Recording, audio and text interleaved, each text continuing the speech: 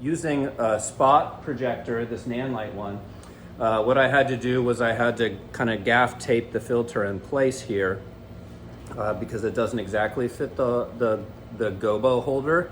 The one thing to keep in mind is this basically magnifies the light, so within a matter of seconds it will start to burn the resin if you don't have a fan on it. So I got a little clip-on rechargeable fan from Amazon, like $30 fan, that I clamp right below the filter slot so it keeps it cool, and I've run it at full power for a half hour without any incident, so it actually does really work.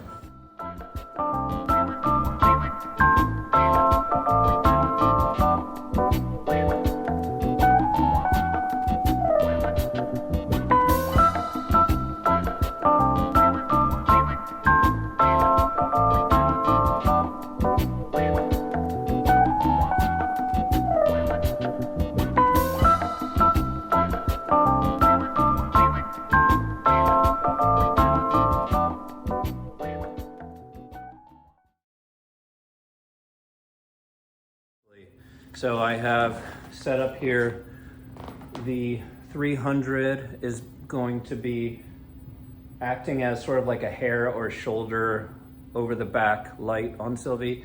And then I have the 120 spot on her. So that way all of the, depending on if I'm shooting into the background light or whatever, all of these little fragments of glass will pick up that light and turn it into spots of light and color. When doing it this way, it's best to shoot wide open. This is at f2.8. The more you close down, the more defined you'll see the hole in the center. I want it to be a seamless kind of where it blends together.